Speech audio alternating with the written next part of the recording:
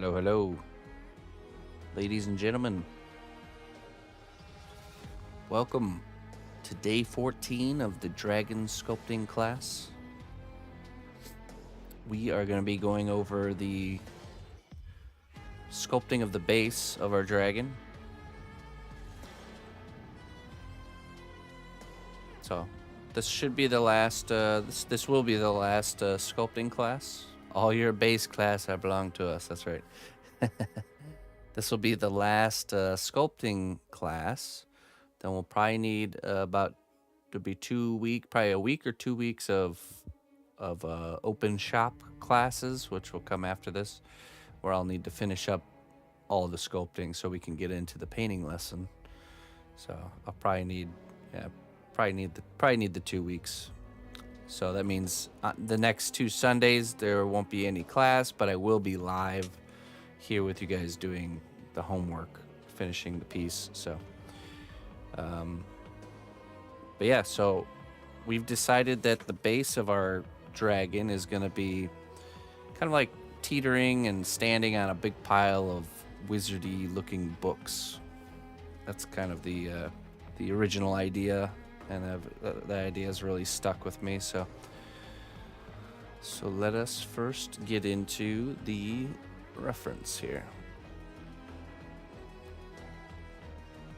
I went ahead and added these to our Pinterest board. If you've been following this Pinterest board, it's all the reference from the very beginning, the concept, to the detail references of scales and anatomy, all the way up to where we're at now, which is just the books. So these are just some ideas to kind of get, you know, the creative juices flowing.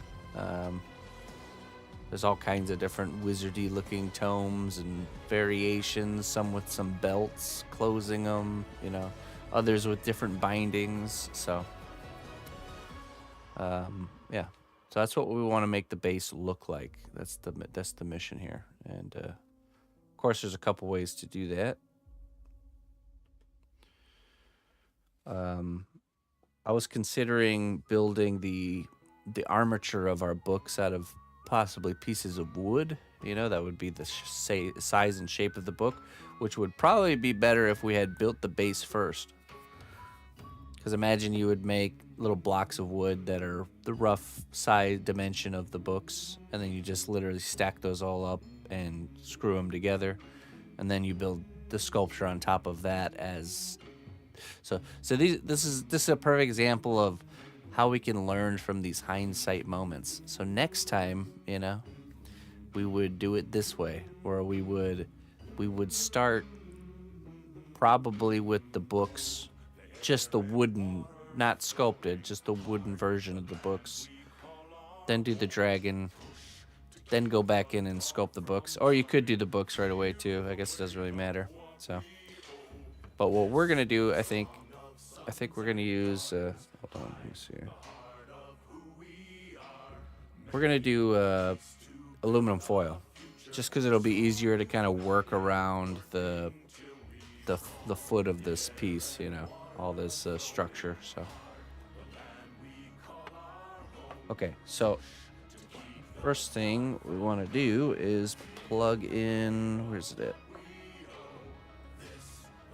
Should have already had it plugged in. If I can find it. My hot glue gun.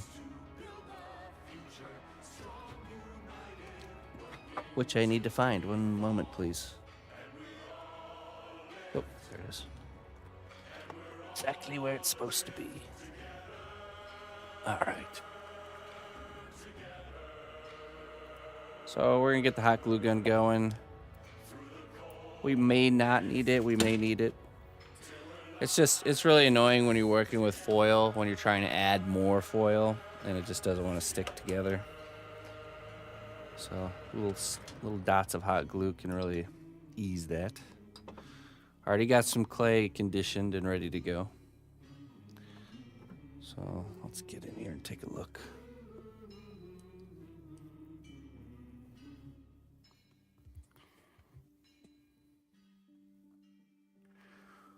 Now again, there's going to be there's going to be a lot of stages where I would say, okay, at this point I would bake the piece and then I would do the next steps. But for the sake of the class, I'm going to try and demonstrate the entirety of the sculpting of the book, which means we're not going to do any baking. So, but I'll make sure to let you guys know when I think baking would be necessary. And by this point, you should probably start getting a sense of, okay, you know, where are the stages of the baking? Like I could see doing the basic shape of the covers of the books, baking it, then doing the page layer, you know, that strip that goes around where it's the details with the pages, and then doing another layer where you're doing like ornamentation and decoration on the cover of the book, you know. So okay, let's see here. Oh, technical difficulty. I have a new cable coming today, so hopefully we won't have to do this much longer. Let's see.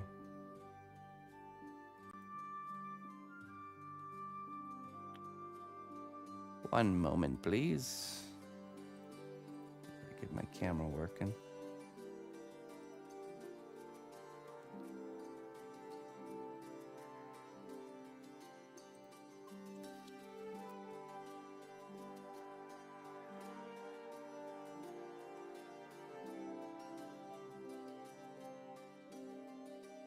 Okay.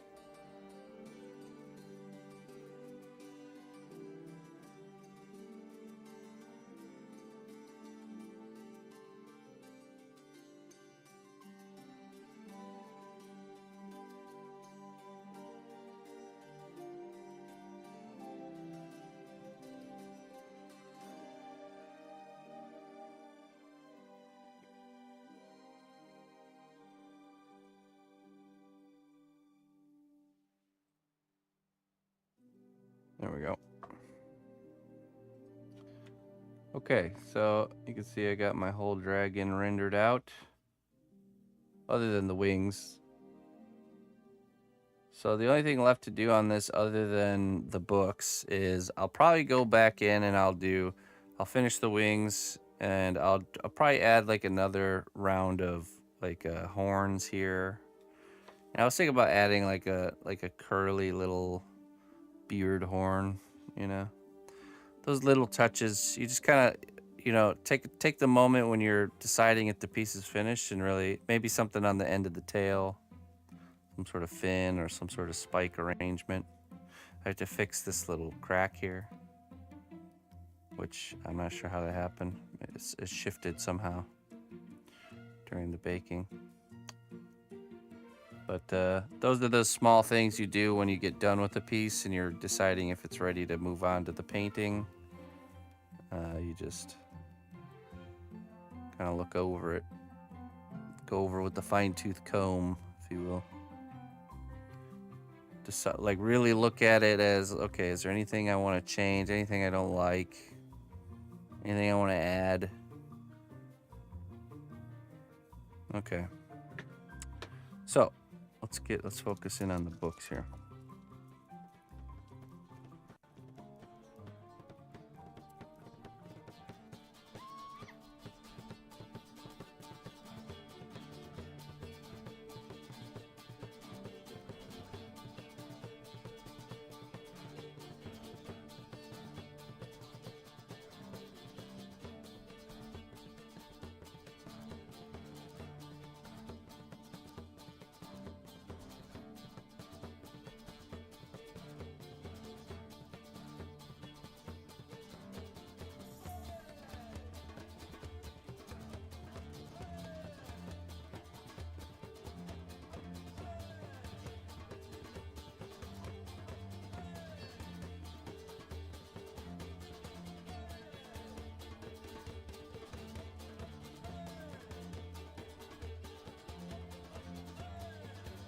Okay, so we have to figure out where are the layers of the books, how to orientate them, and then we have to build up a skeleton that's not the fullness of the shape, you know, because we have to add a layer of clay on top. So we're pretty much the way the feet are gonna dictate how this goes. So I think we start with kind of like loosely packed foil here. Now we're just gonna start figuring it out. But let's see. I'd like this to be glued down because it's gonna be a bit of a, oh, there, it's ready. Okay, good. That'll be a bit of a pain if it's just moving around on us the whole time. So it's very loosely crumpled foil because I don't really know where these shapes are going to go yet. And so by it being loosely crumpled, we can still move it around quite a bit. Okay.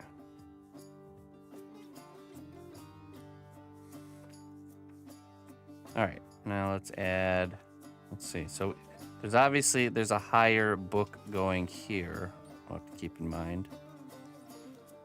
Okay, like grabbing an edge. Maybe the edge of the books is right there. So that could be flat right there. I'm gonna go in with this palette knife to use as like a flat edge to define the faces.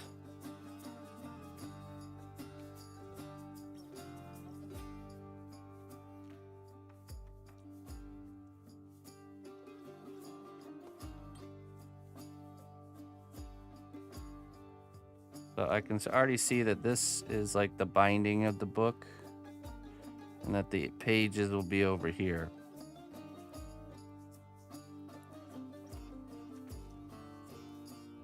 So this will determine the scale of the dragon. So you can make the books really tiny if you want the dragon to look bigger, or you can make the books bigger to make the dragon look really tiny. So I can already see this is the binding of the book, and that's the corner with the pages going like this. So I just need to make this side flat here. Flatten the top.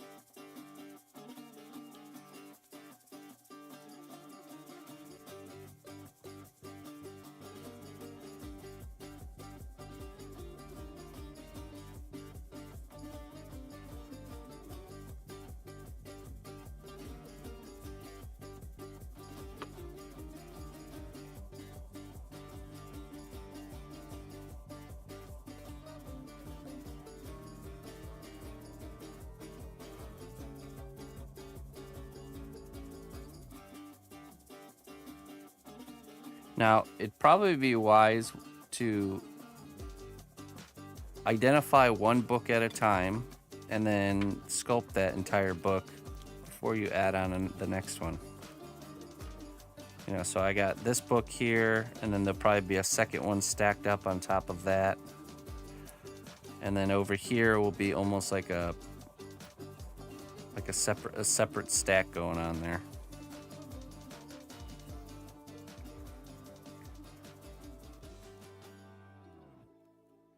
Let's see, how big should this be? Probably to about here. Push that way. Down.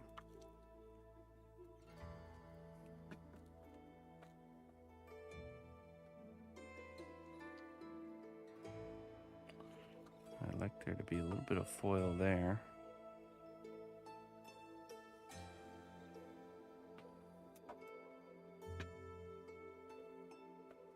Let's go ahead and crumple some foil in that little space.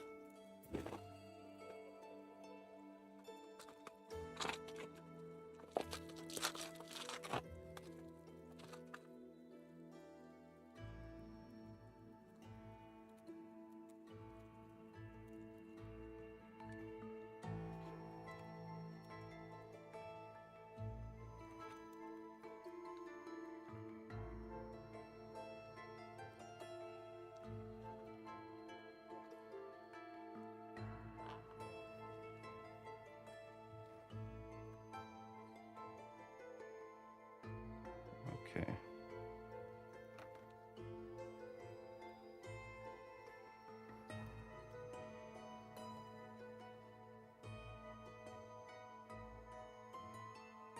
See it from the top here, we're getting that nice shape. This corner will come out a little bit more, but I'll probably just do that with the clay.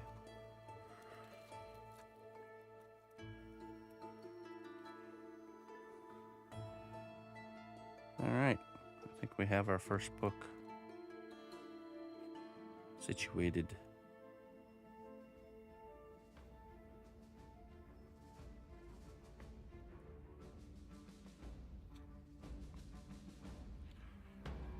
Okay, so let's think here. Let's do that. Let's just focus on this one book here. And that'll let you guys know how exactly to render the book. And then you're just gonna, so what we're gonna do here is we're just gonna render this whole book. But this whole book will probably get done in a few bakes, probably about 2 or 3 bakes. And then when the whole book's finished, then you figure out the positioning of the next one. And you're just mentally, you're just focusing on one decision at a time instead of the whole composition. You let the whole composition will figure itself out essentially. But we don't need to worry about what the other books are doing. The only thing I was worried about was that the edge of this book was not too far under this foot, because you can see this foot has this angle going on here, which we're gonna have to figure out. So I wanted this to kind of be its own separate stack. That could even be a book that's vertical and like tipping forward. I could see something like that. Possibly. Like a vertical book that's standing up, that's tipped on its edge like that. We can already see that. And then that would fit right between there. Something like this. And then of course a flat one down here. I think that would work. So of course everybody's all your positionings of your feet are going to be different, so you're just going to have to figure it out based on the feet positions that you guys came up with for your dragons. All right, so now let's paint on some clay glue and start fleshing out the shape of this book here.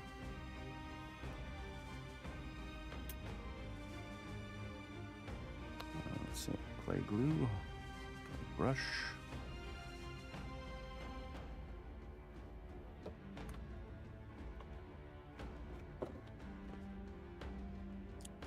Probably run it through the pasta machine too.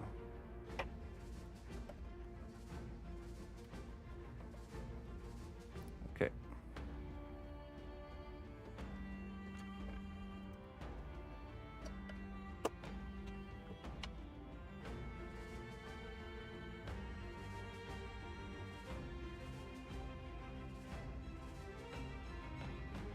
So what this should show you is that whatever decisions you made before dictate the decisions you make moving forward. So I usually like to make the base revolve around the character instead of the character revolving around the base. And that's just, I just think of like, okay, what's important? What's the most important, the character or the base?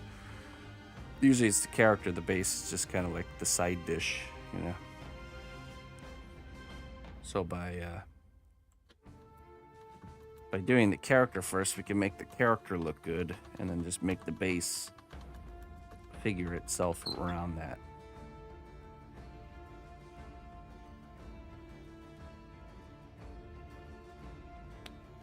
Okay. Yeah, you know, my initial idea of this dragon was that it's a younger dragon and that I would make the paws really big, kind of like how a puppy is. The left hand does read a bit bigger though, doesn't it? I mean, scale-wise, it is the same as the other one. It's just the other one is, I think, a bit thinner. I might go back in and change it. I just kind of had to hurry through it to get it ready for the class. So there's a chance I'll redo that. Just cut it off and remake it. That's part of that stage of analyzing the piece once it's finished and then saying, okay, is there anything I want to change? That could be something that I'll change. But for now, we're going to roll with it.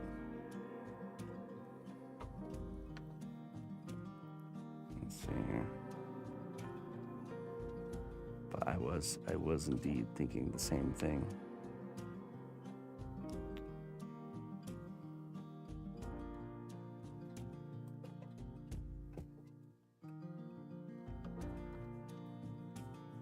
I'm gonna add our clay glue.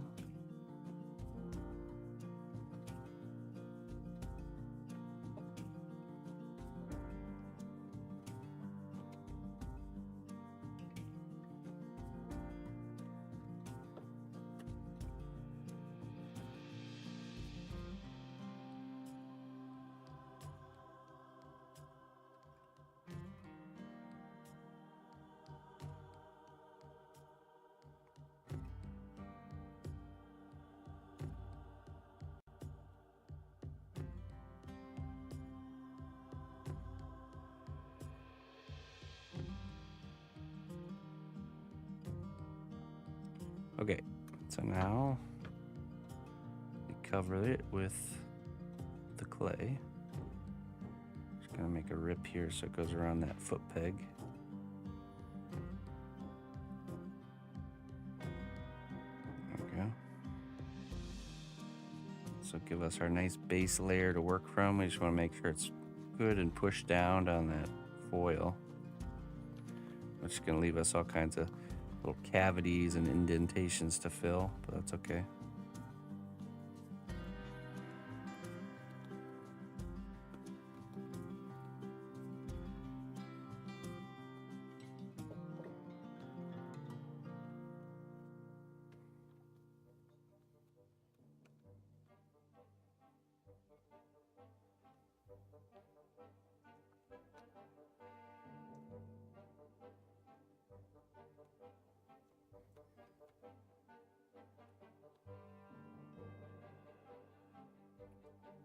All right, let's cut her off that excess.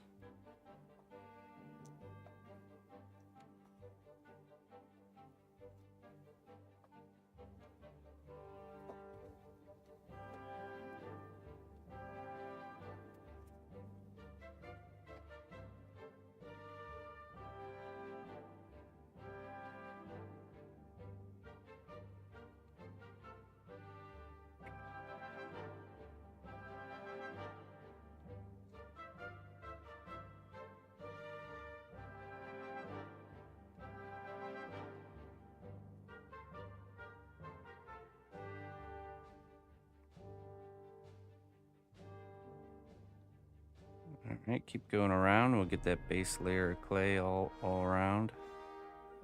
And we'll start shaping up kind of like the top and the bottom cover.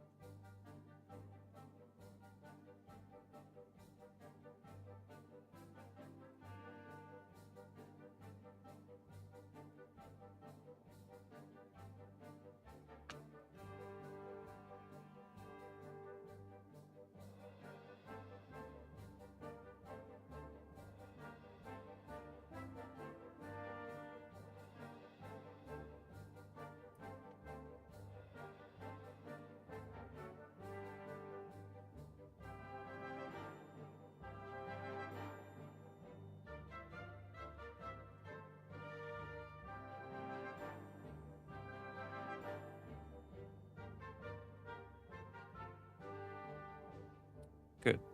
Okay, so the first thing I'm gonna correct is I'm gonna fill in these low points here, these like deeper spots. Yeah, don't use foam. It would definitely melt. If you use foam, you have to use epoxy clay to do the base, which I've done before. Because, you know, doing layers of foam would definitely work really well for doing books, but yeah, it's not something you want to put in the oven. Definitely not. So I'm just going to take little bits of clay here, and we're just going to fill in these almost like potholes, little deeper areas from the unevenness of the foil. Start building up this top surface plane here.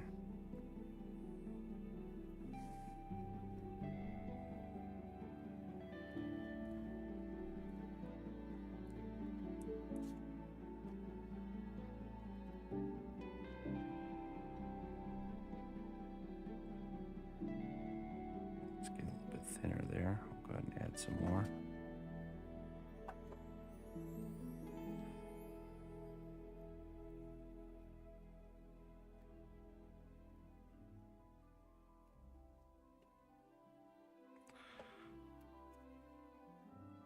Just worried about getting this top plane as flat as I can. Not worried about the edges right now. Just pushing all the excess material towards the edges, then we can trim it off.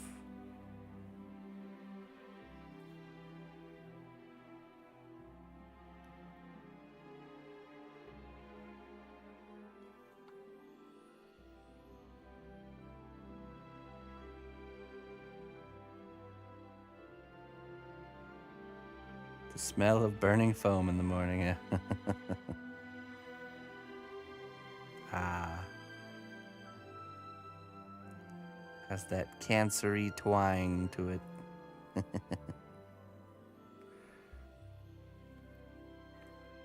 That edge needs to be lifted up a bit, so I'm just adding a bigger piece of clay there.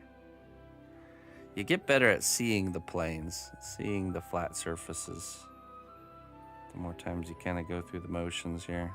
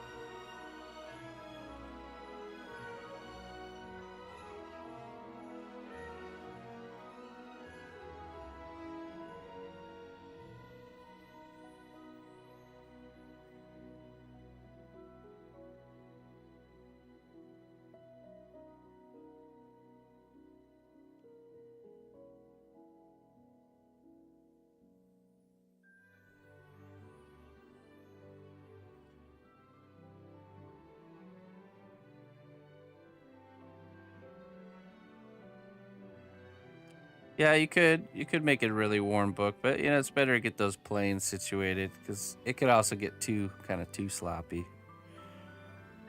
Whenever you do worn things, it's better to make them look new first and then add the wear and tear.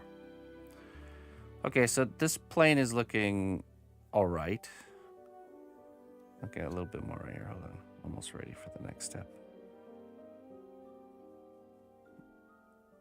Start to really see where those divots are. Fill them in, flatten them out.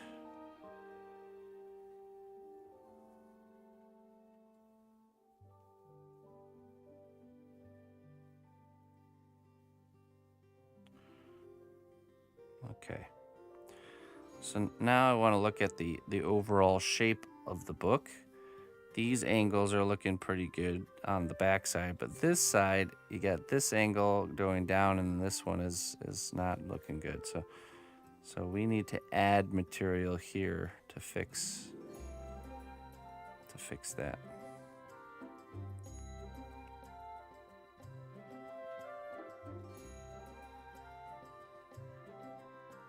Smush it on there. It's looking much better in that direction.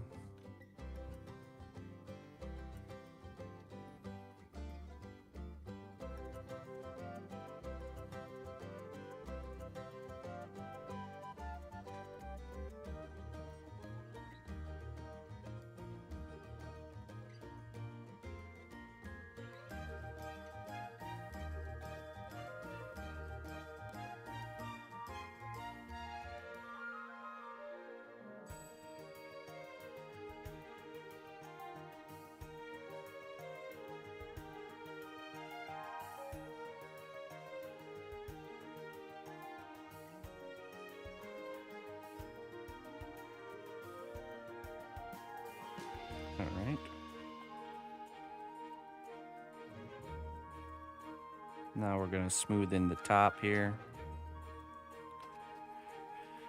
How many years of sculpting experience? I've been sculpting pretty consistently for about 16 years straight, sorry. And I've been doing it full time for 14 of those years. I've been doing it full time here on stream.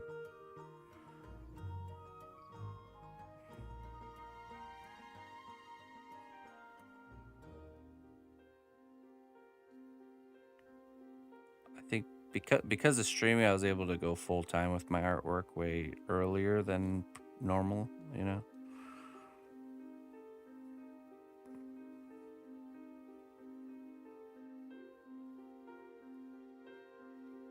Because at that time, there just wasn't anything like streaming artwork, live streaming artwork. I was the first non-gaming partner on Twitch, so I was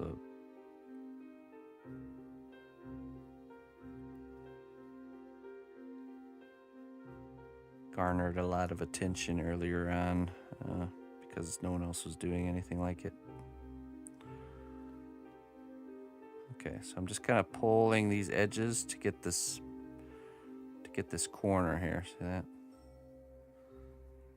Making sure I maintain that straight line, and also pulling up the peak of the corner.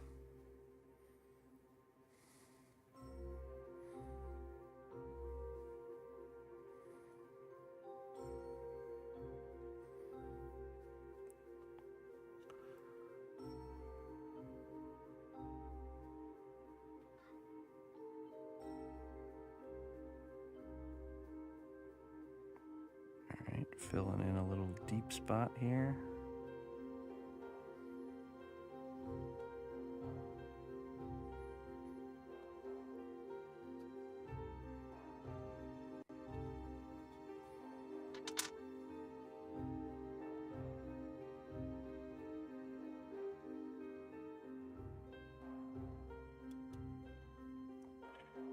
All right, I'm gonna start transitioning here to working on the binding here. This will be the binding of the book.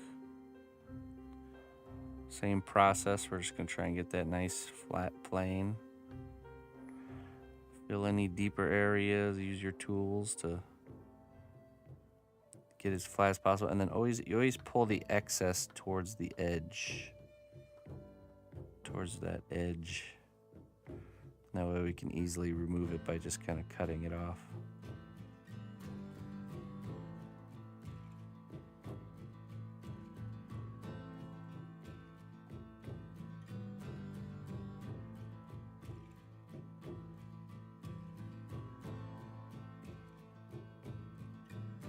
Now we need this edge beefed up a little bit here.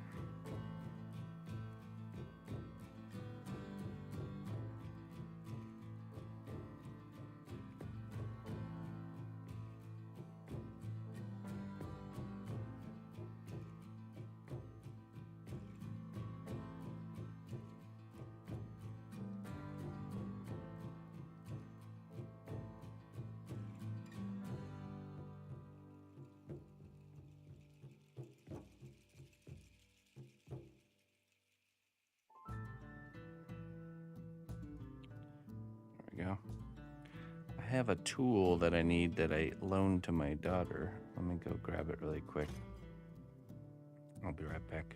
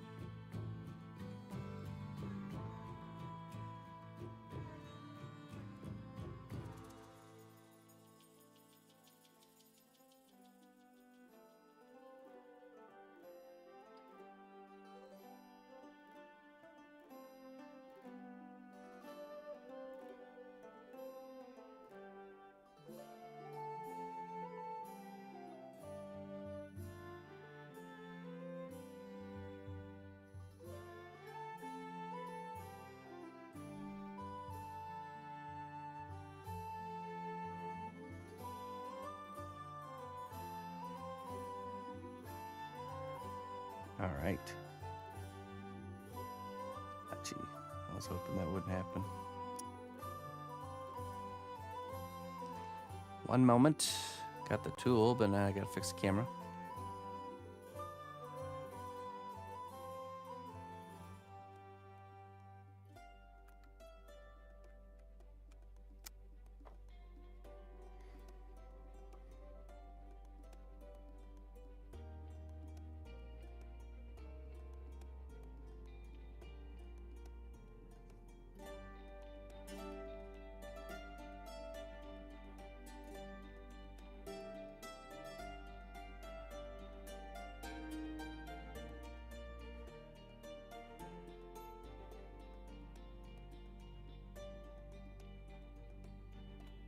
Excuse me.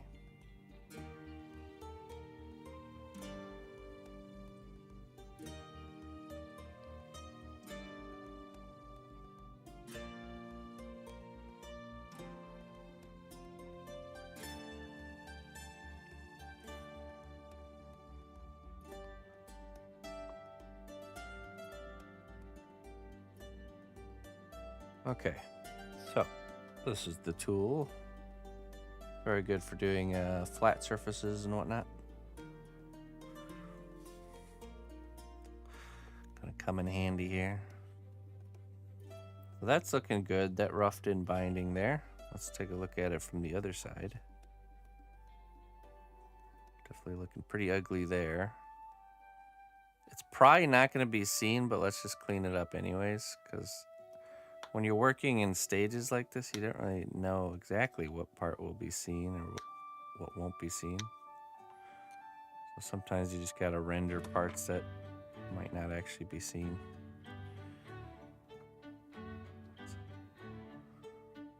Let's add a little bit of a bead of clay here. Definitely a harder to reach area, so we'll just have to use our tools wisely.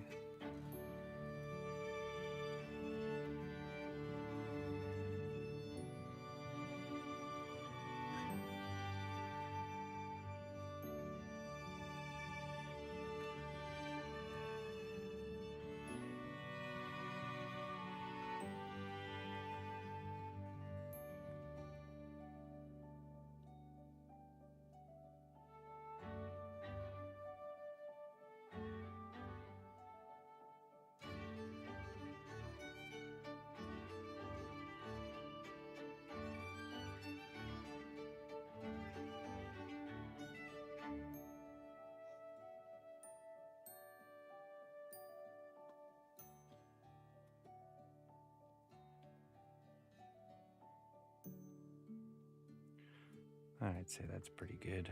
Good enough.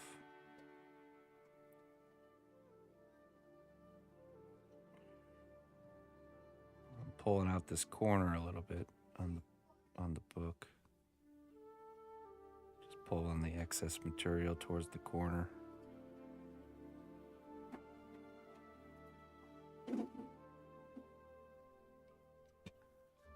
All right, and then we gotta fix this binding here. Add some material. Not too much.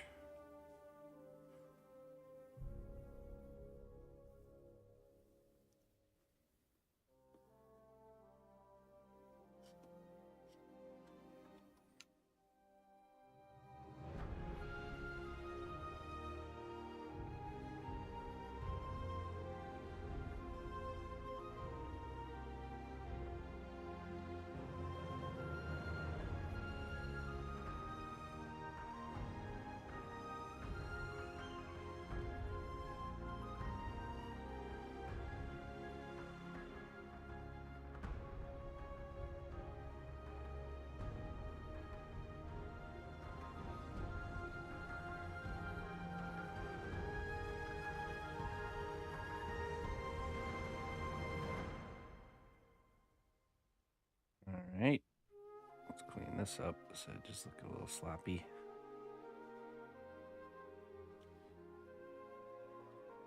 Just kind of running the tool across the surface here. Kind of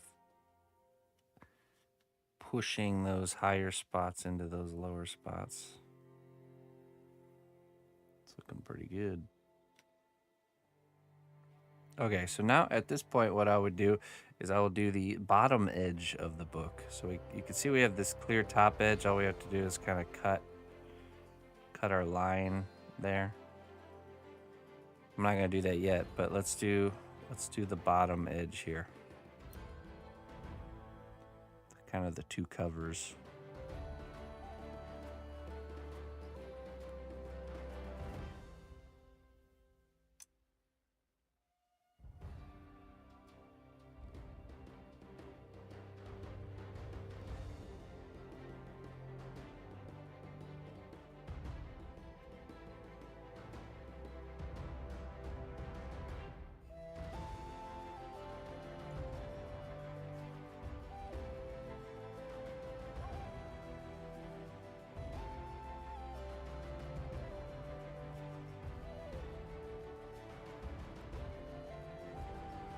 That corner out, just like on the top side.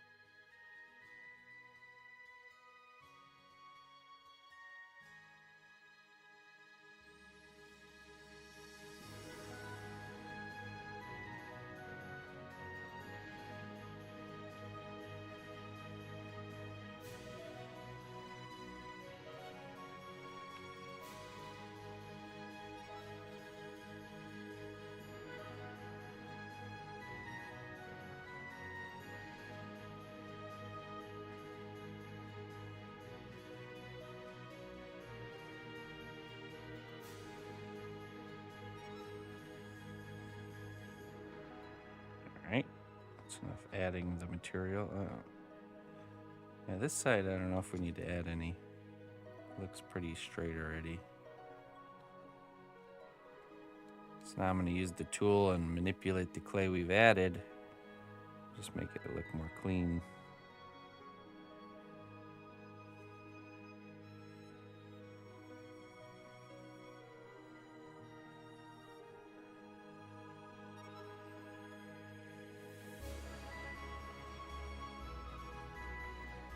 That's where this tool will come in handy.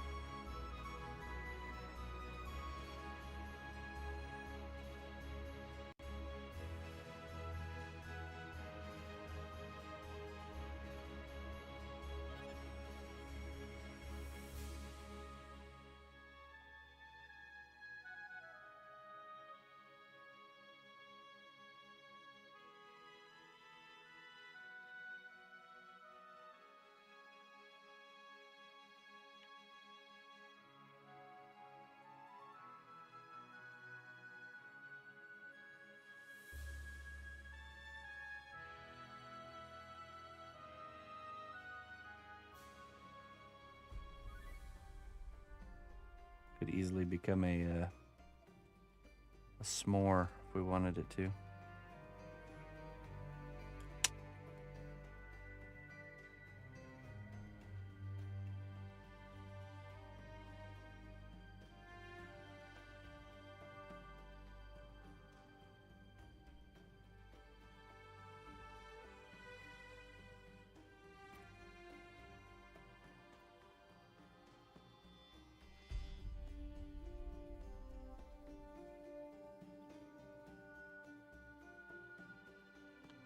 As you're creating these flat planes, you'll start to see the discrepancies pretty clearly, where you need to add. I can see a little bit needs to be added right here.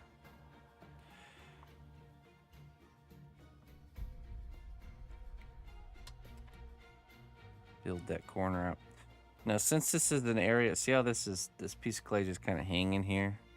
What I like to do with these areas, even though I want it to be hanging there like that, it's going to be a pain to sculpt this right now. So what I'm going to do is I'm just going to fill it in underneath with some supporting clay. Now it's going to be much easier to sculpt this. And then what you do is at the very end, you just kind of trim that support piece off. But you might as well sculpt it while it's supported and then remove it later. Many a times have I, and I'm sure many of you, sculpted a flimsy piece of clay. It's just a nightmare to do. Don't have to do that. Just add some material underneath it with the intention of removing it once the sculpting's done.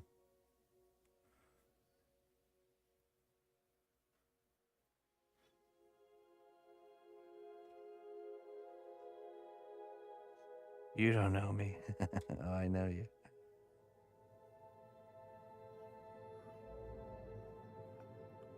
Don't sculpt unsupported clay.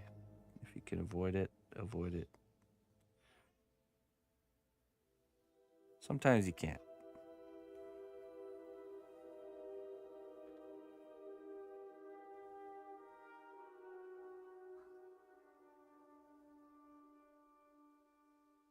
Okay, I'm gonna pinch out that corner again, just like I did on the top.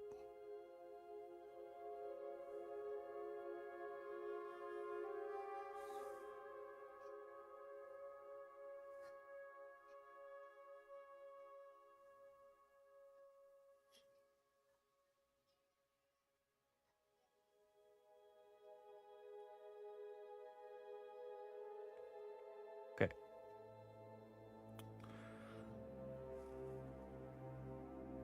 So at this point, we're gonna clean up. We're focused directly on the cover. Let's get this line going across here. And we just want to establish the entire cover of the book.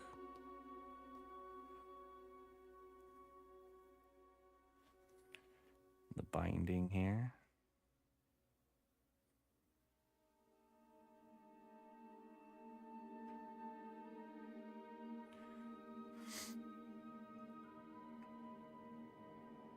Any concerns of it sagging in the oven? Not that much. It really will only sag if it's a lot of clay hanging over a space. But this amount, no, no concern there. If you're really concerned about it, you can leave the supporting clay there, and then cut it out after the baking is done too. So, because there are certain situations where that method is used, where you leave that supporting material to the very end and then you remove it post baking.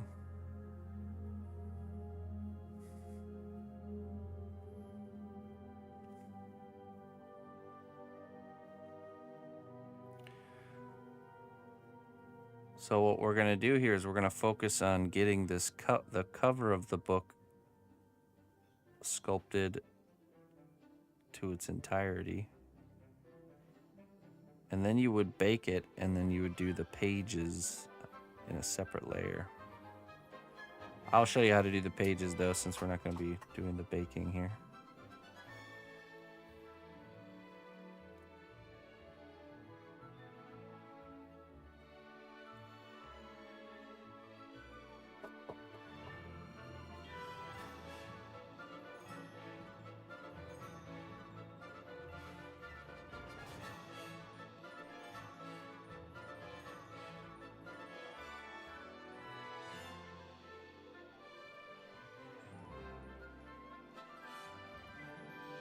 Also want to get a nice consistent thickness to the edge here.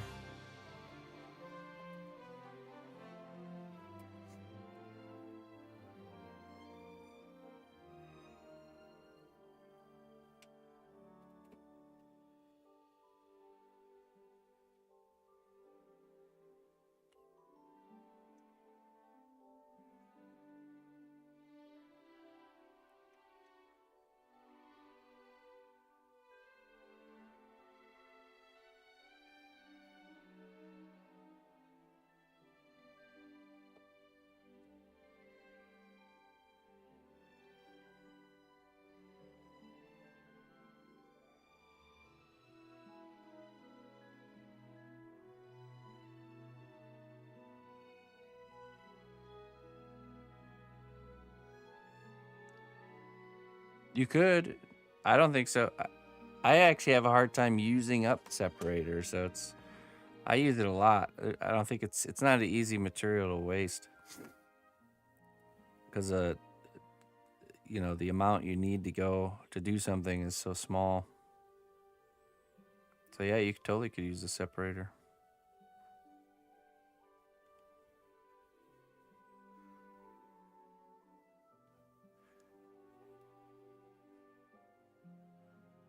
I mean, on something like this, let's say something like this, in this particular case, it's not totally necessary because it's just a straight line you're going to cut with the X-Acto knife. But maybe something a little more complex would be, you know, might be needed.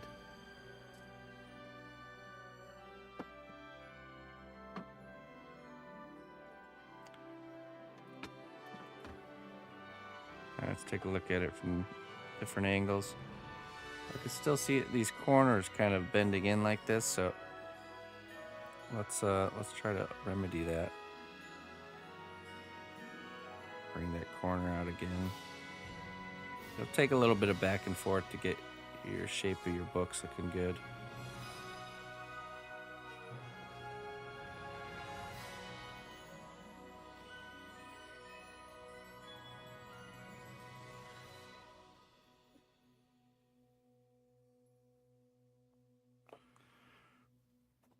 Now keep in mind to not decorate the like, so this book, I am thinking a little bit about what's coming next. I know there's going to be another book on top of here, so I'm not going to waste time decorating the top of this book with all these intricate ornaments and stuff because I know it's going to be covered by another book on top. So what I'll focus mostly on is the binding, you know, the pages looking nice, maybe add some of those corner, you know, metal corners that wizardy books tend to have.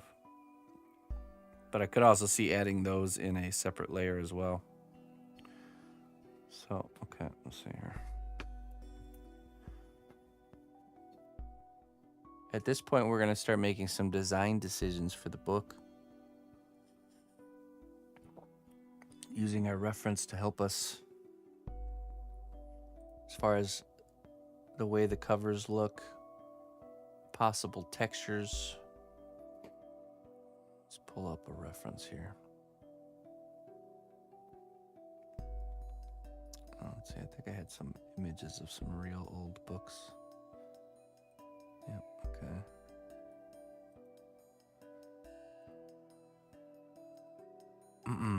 A little trick for you guys in case you didn't know.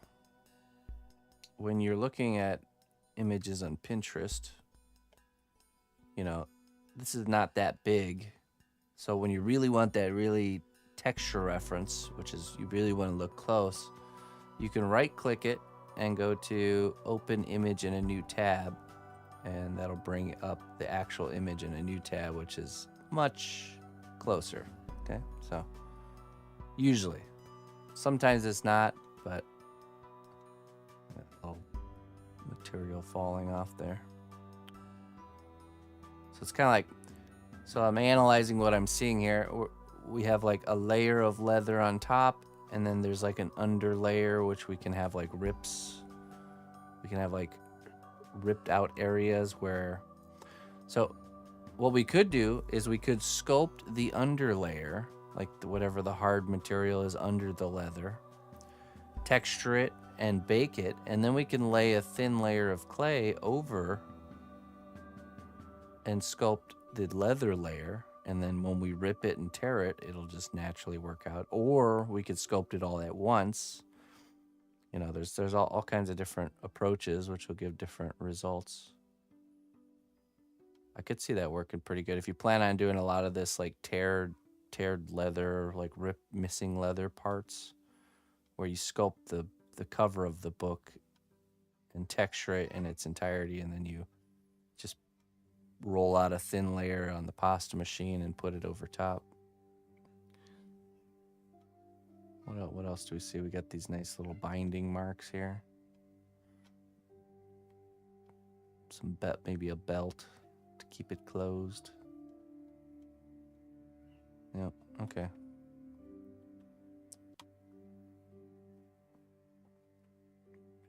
book.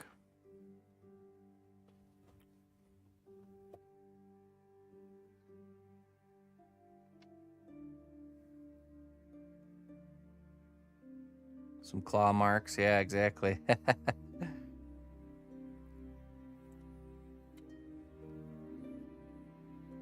Make one of the books saying how to train a dragon, and it's got dragon claw marks all over it.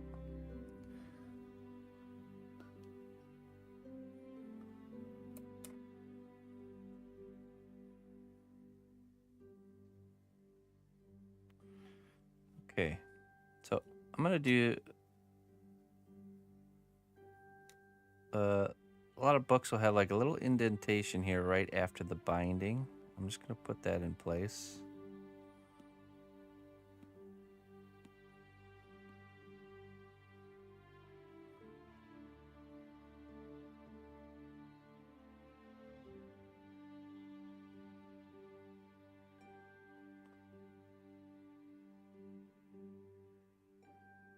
Round it off a little bit.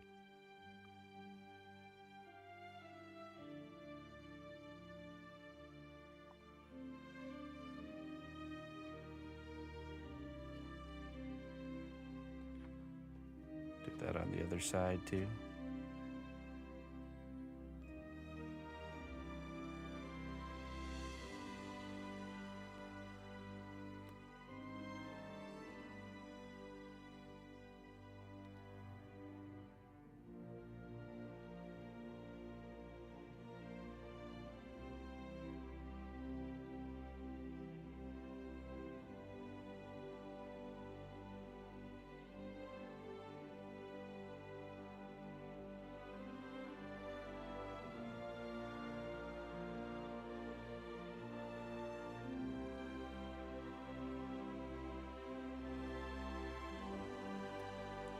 Let's use our palette knife, see if we can sharpen up these corners a little bit more.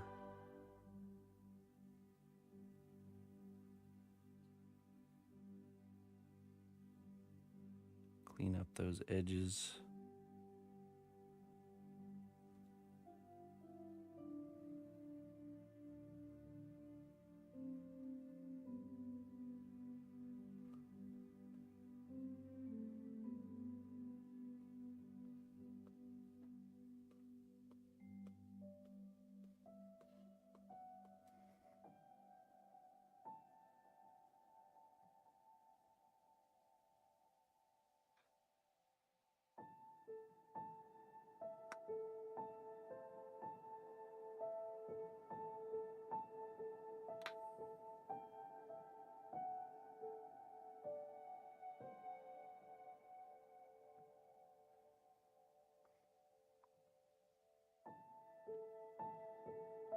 A bit better.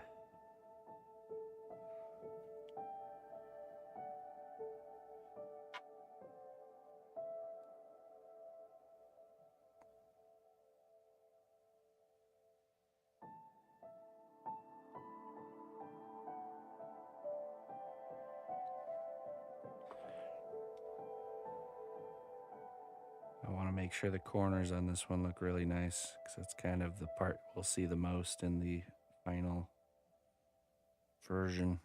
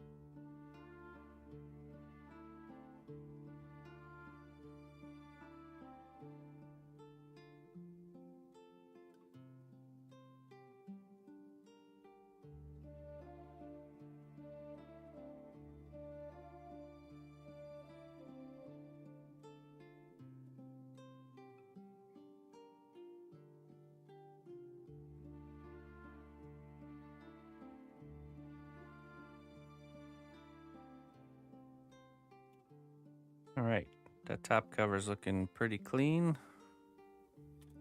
I'm gonna work on the bottom corners too. Get them looking nice and sharp.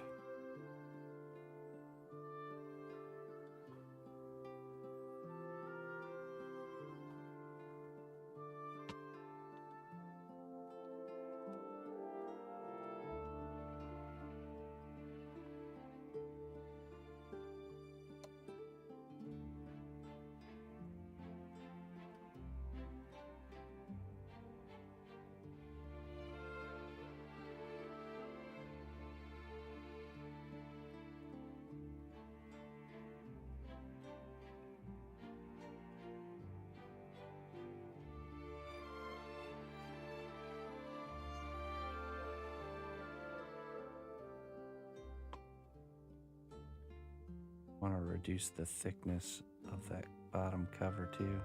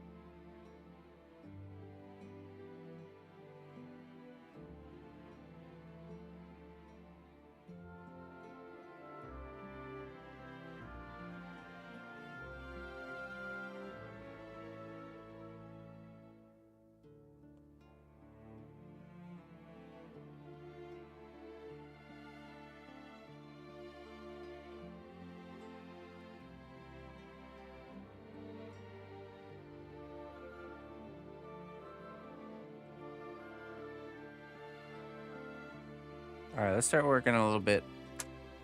Continue shaping till it's as clean as you can get it, and then we'll jump into doing the textures. Which, like I said, we could do like I could see doing like a crosshatch texture. If you're gonna do the method where we add the leather on top, kind of do almost like a coarse cross hatching. So like this here, let me show you.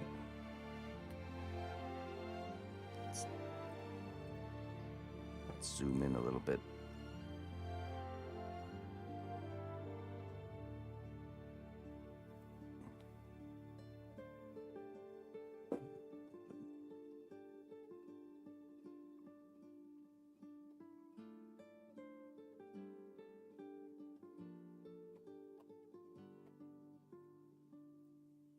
Okay, so I start with like a pretty even hatching.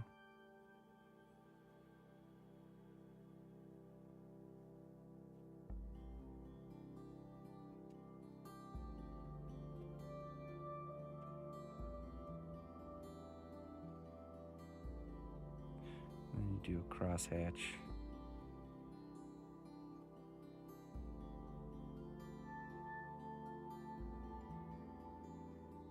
Doesn't have to be perfectly even. Go back the other way.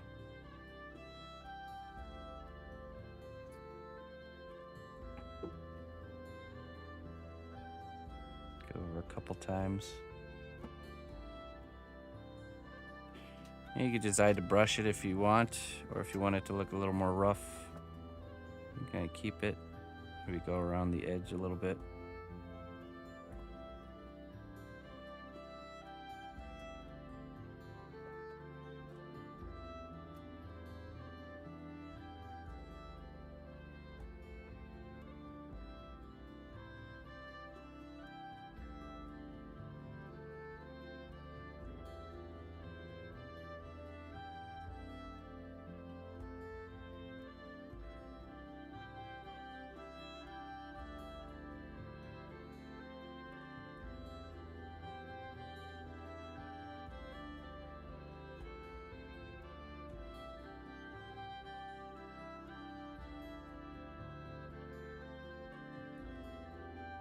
And that would look good as just a base texture or the whole cover if you really wanted to go with that. Or you could do what I said, and you take that and then you do a layer. You cover the whole cover with this texture. You bake it, and then you take a really thin layer, preferably through the pasta machine. You can even rip the edges kind of like this.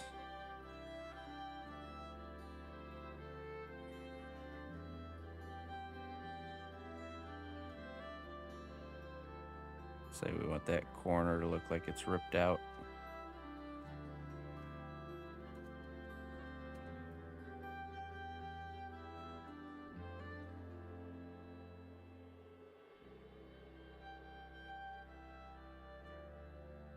Kind of like that.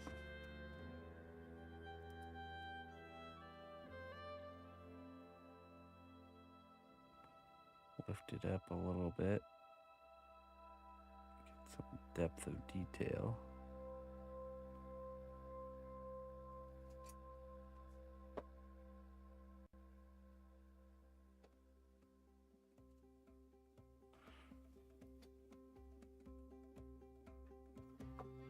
Blend it in, blend in the other side.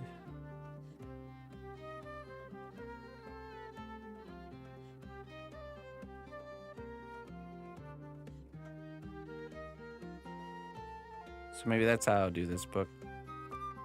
We establish areas we want the rips. We start with that crosshatch texture, and then we kind of surround the rip with this material. And then we go back in and we'll do like some sort of a texture on the leather part.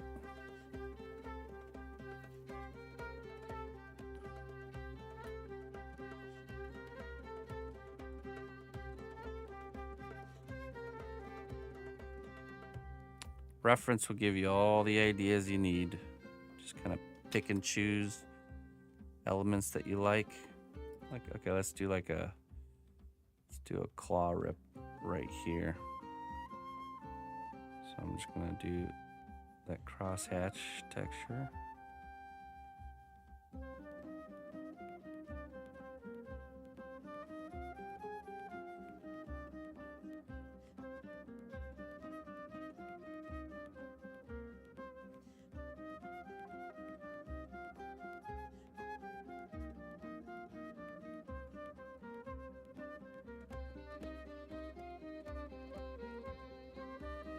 And this goes around the edge.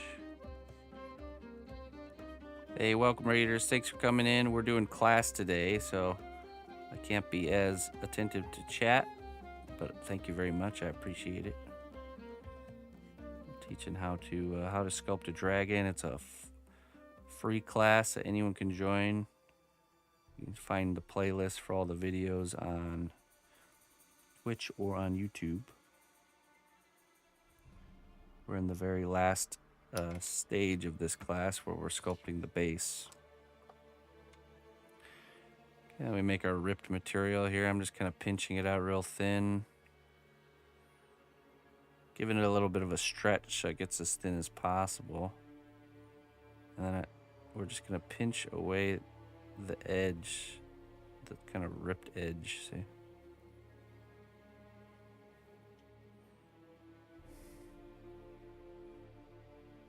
Okay.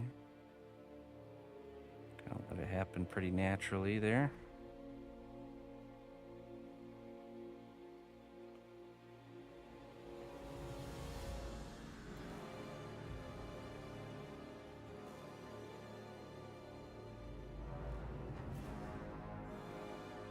This one, I'm going to cut it right about there, and I'll come from the other side, so it kind of goes to a point.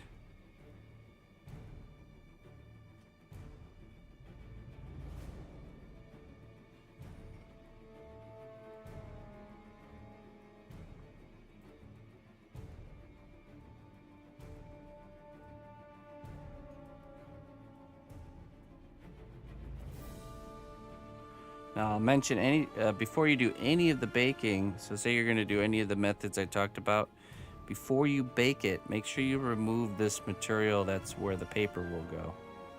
So we're gonna treat that in a separate layer. And you know, you get that material out of the way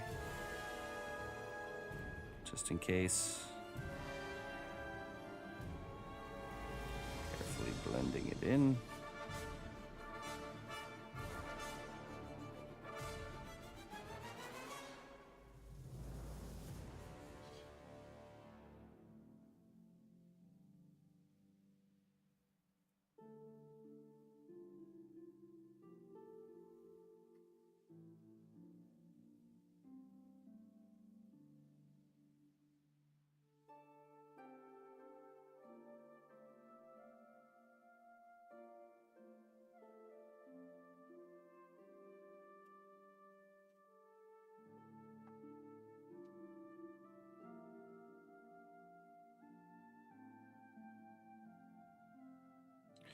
You can get really intricate with these books. They have all kinds of like leather designs on the top of them.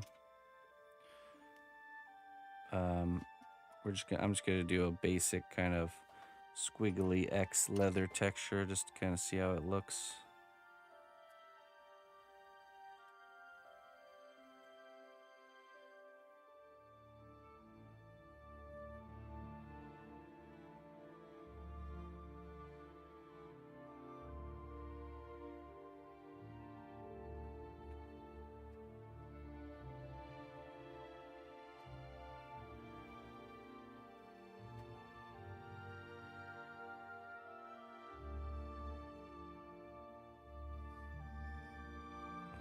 Just be careful of those edges that you've made.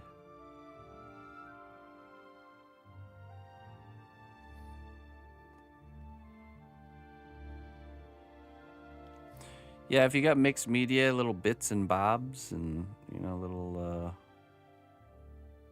you know, I'll tell you guys a good place to find some mixed media elements. If you go to any of the hobby stores that has a jewelry section, go to the jewelry section and look for beads. That there's a lot of beads that I can just see as free detail in sculptures, especially from the metal ones. That's where you find the good stuff. One of the places, a little secret, little cnotbusch secret there.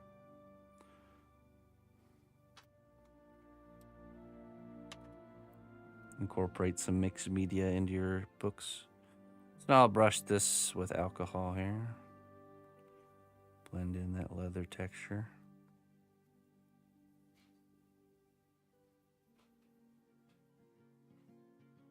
Make it more subtle.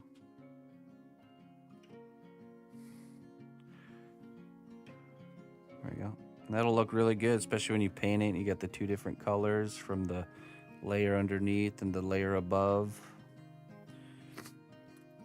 Okay, so now I need to demonstrate the pages.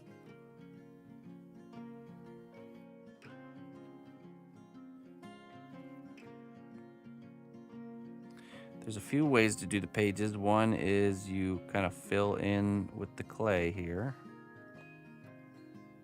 And maybe the method you'll use will be a combination of both, but let me show you.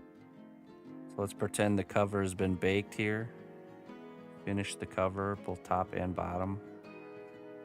And you will fill material back in. Kind of flatten it out, get it nice and flat.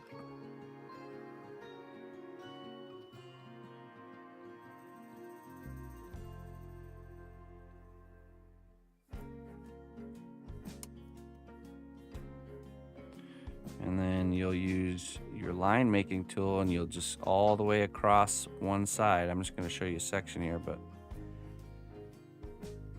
you're going to go through and as thin as you possibly can, do nice straight parallel strokes.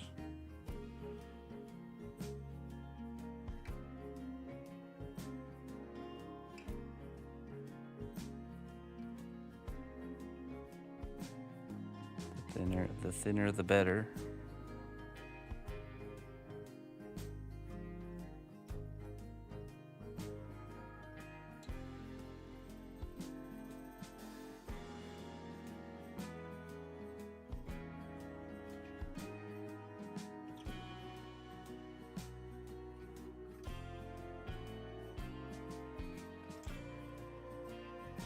Would a rake tool do it as well? Well, you want that line in between to be very deep.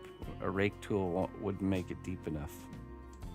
It would read as a flat surface with some texture on it. So that's one way. Another way is, let's see here.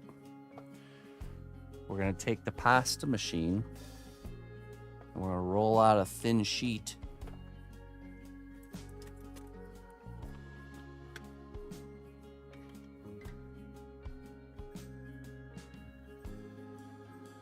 Or you can stretch out a really thin sheet just like I did with the cover. Let's see here.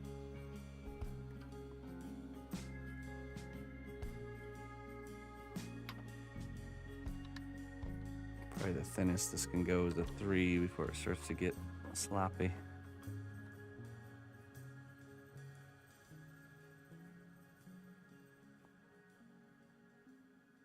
Giving it a stretch, thin it out even more.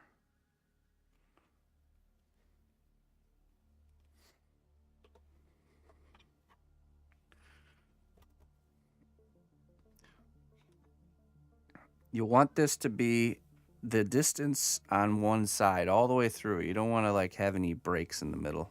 I mean, you could probably make it work, but thankfully these are old wizardy tomes. So as you can see with the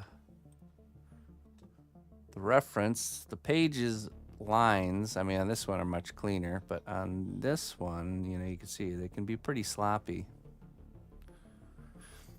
They can be pretty sloppy and still work out, so. Well, let's see. Let's give this a rip here like this.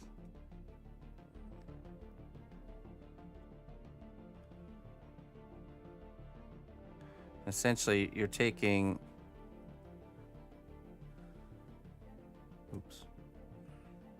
taking strips like this, and you're gonna stack them all up on top of each other.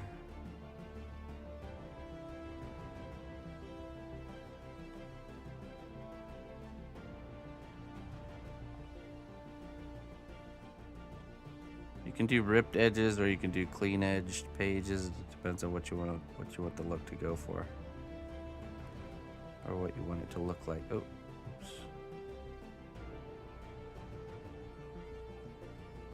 oops. Oops again.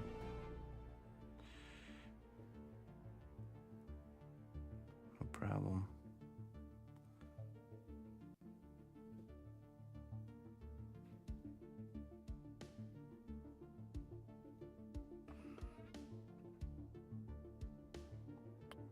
Start to see how that's gonna look. But anyways, once you get it stacked up to the thickness of the book here, then you take your knife and you're just gonna cut just that edge. That's all we want. The rest of that can be reused. And then you're gonna take this paper. You know, we could even, you know, let's cut it in half. I just want to show what it looks like stacked up. Stack it up again. And you can build your edge of your book like that, and then essentially go in and you're just going to stick it in place. Attach it. This is very rough, obviously. Yeah. I just wanted to show you the method. So it's kind of like you either build it up additively or subtractively, and then maybe add in a few kind of little pages that are out of place. But that's probably how I will approach the book, the edges of the book. Just a little more cleaner. I probably won't rip the edges as kind of as crazy. Have them a little bit more put together. But it's the same way I've done ends of scrolls this way, where if you take a really thin piece of clay, you get it as thin as you can with your fingers. Pretty much the thinner it is, the like more kind of realistic it's gonna read. And then I would take I would take this and I would roll it up.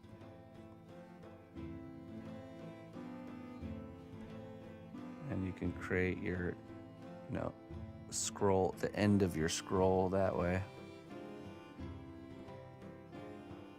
Can't remember if I've showed you guys that or not. So you'd sculpt the body of the scroll and you just stick that on the end. And you can add little rips and tears with the tool at this point.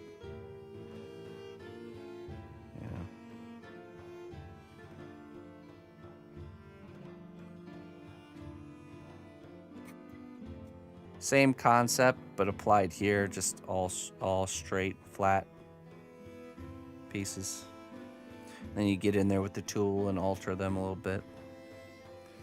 I'll probably be more likely to do that, the additive method. So in that case, you want the clay to not be all the way up to the edge so the pages aren't going too far past, You'd want there to be room for you to actually add it in place. So yeah, then you get your book finished using these techniques I've showed you, and whatever else you come up with through reference, whether it's adding mixed media or doing layering in a different way. You bake your first book, then you just start the process over again, figuring out, okay, what's this next book? What shape does it need to be? And you just work through the whole base like that until you have something that you're happy with. And let's see here.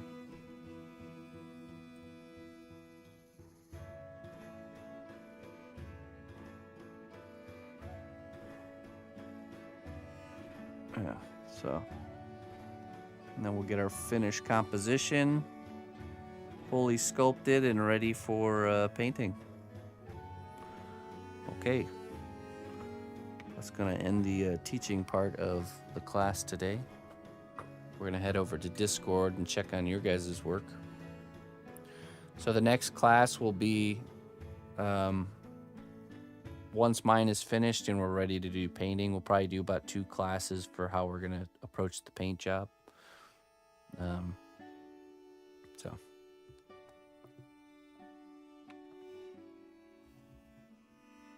let's see here. Probably next Sunday and the Sunday after, I will be doing just working on this piece, just kind of like a normal stream where I'm working on this piece. So a good time to tune in and ask any questions you might have directly if you guys are working on yours. Okay, let's see. Let me pull up Discord.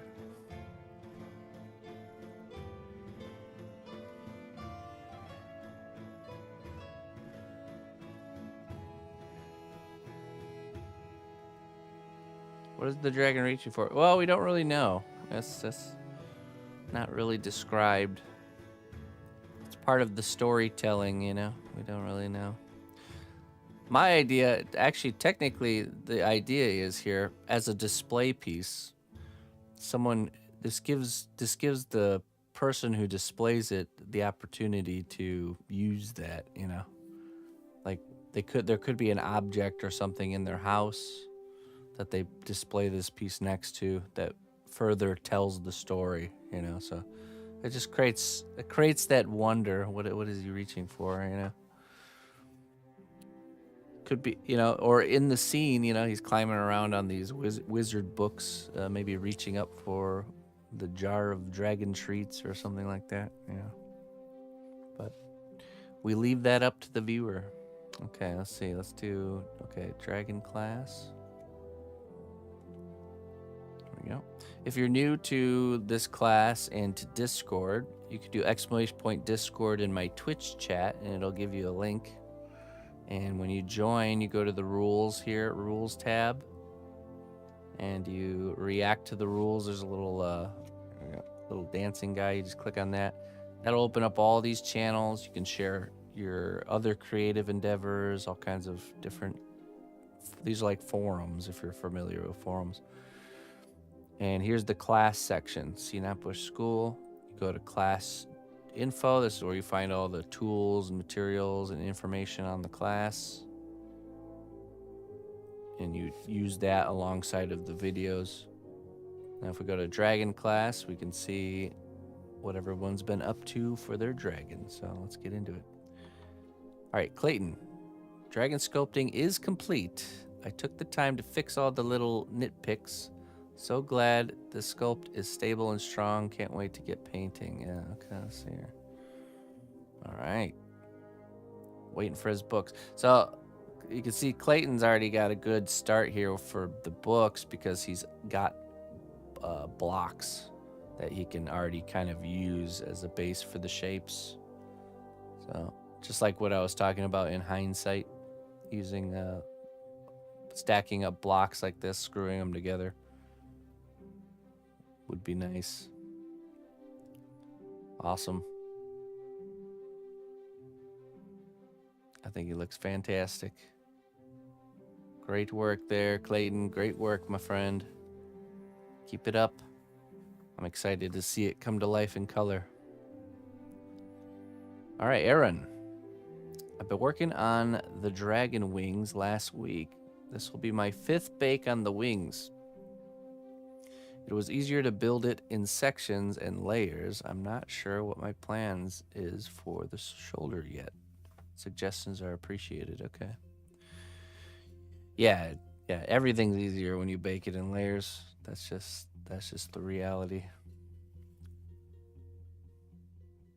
Trying to sculpt an entire, imagine trying to sculpt an entire wing in one go. Oh, what a nightmare. Oh, I do like the kind of coarser, larger scales on the exterior. I think those look nice.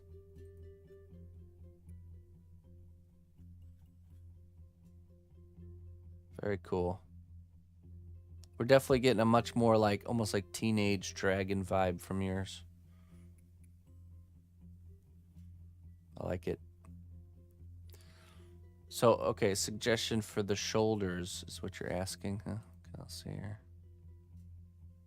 Oh, I see. Okay, there is no shoulder on your guy. Okay. Okay, so what I would do, since so much of it is already rendered around the area, what I would do to start is I would build up the form of the shoulder first, and then I would add like larger just lumps of clay that look like spikes, and see how that looks with the whole picture. You know, see if the shoulders, if you add like big spikes on the shoulders, if it makes it kind of like too chaotic, too clustered, then just go with more like just the shoulder shape with some basic scaling on the top. You know, but yeah. Definitely a good opportunity to just do some quick sketching, see how things look as the overall composition first, and then make that decision.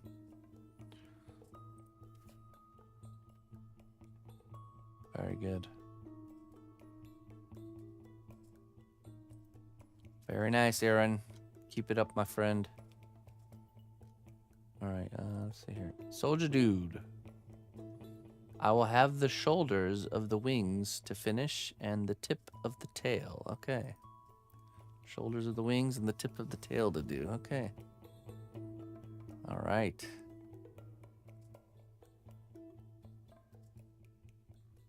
Very nice. Oh, wow, that looks really, what a satisfying section of detail right there to look at. I like the tail spikes a lot.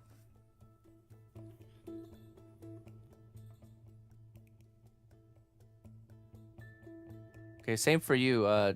You might not even need to go too big with the shoulders.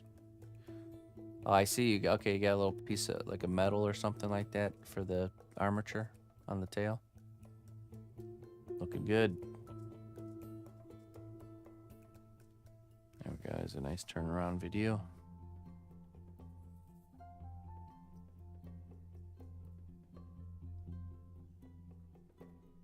Yeah, it's definitely very satisfying to look at all that scale work there. Very crisp. You have very crisp scales. I like it.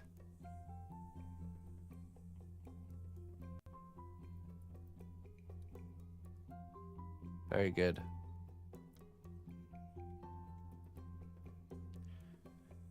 Wonderful.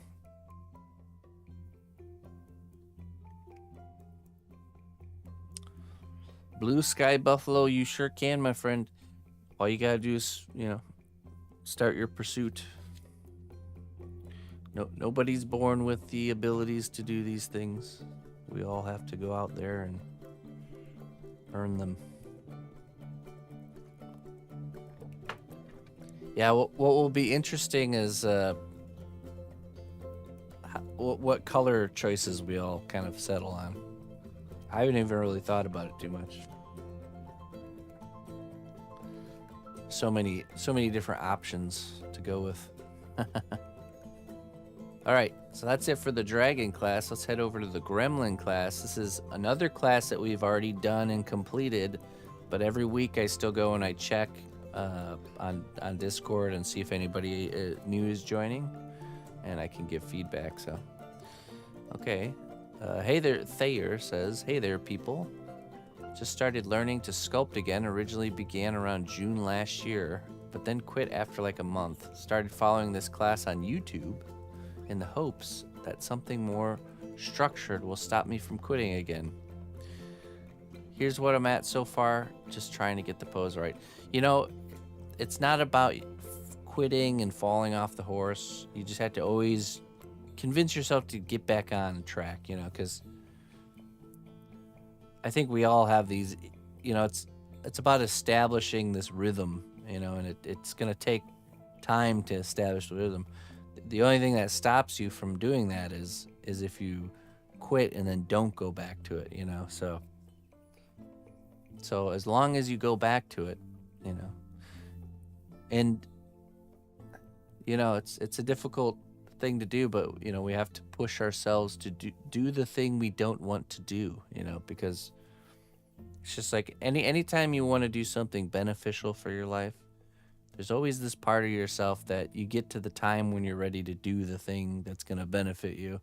There's always that part of yourself that's like, you know what? I don't really want to do it. I'd rather just not do anything or like watch a video or something. Yeah. But we have to not listen to that side of ourselves and say, you know what? I'm going to do this. Whether I want to do it in the moment or not, I'm going to commit to it. Okay. So, but I know it's hard. It's not easy. So let's see what you got. Hey, well, you're off to a wonderful start. This looks awesome. There's something to be said about like when you can see the character and the shape just in the wire armature alone, like that's just the truth. If the wire armature looks good, head tilted already, I know, right? If the wire armature looks good, then you're already off to a really good start, and it's going to look great. So just keep at it. I think the biggest roadblock in this project is when you get to the hands. So I'm sure many people that joined along the ride can attest. The hands will be your trial, your test.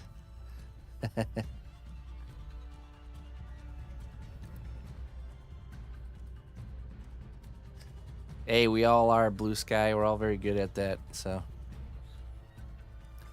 you have to be patient. You have to be patient with yourself. Find your interests, whatever your interest is, and put action towards it. Pursue your interest. And interest pursued becomes talent, over time. Okay. Yep, I'm still fighting with the hands of mine. Yeah, and that's all right.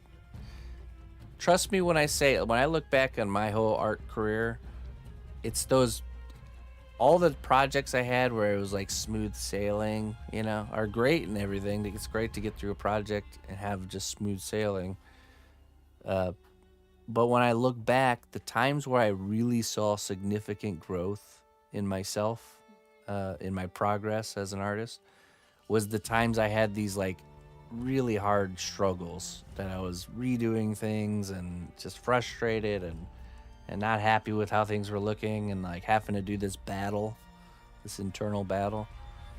When I look back, it's those times when there's exponential growth that comes after. So embrace the pain.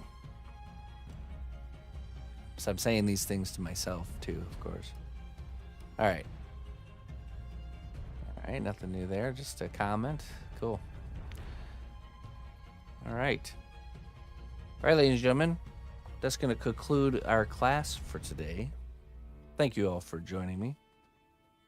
And I bid you all adieu. I'll be back on tomorrow morning, and we'll be getting back to work on our Space Marine themed base station for the Logitech headset. I'm hoping next week we can really push and get the sculpting finished on that, and then we're just down to the painting. Next weekend, again, we'll be doing homework on this, so carry on, my friends. Thank you for joining me. I wish you all a wonderful rest of your weekend. Let's go find someone to raid. Do we have any? No, we didn't. Okay. Oh yeah, we did. Sand Times, thank you very much for the Prime sub of 2 months. It says sup. Sand Times, thank you. I don't know if you're still here. Thank you very much. I pause all notifications during the classes, but they'll be turned on again tomorrow. So, okay, let's see here. Who do we have online? Who can we raid?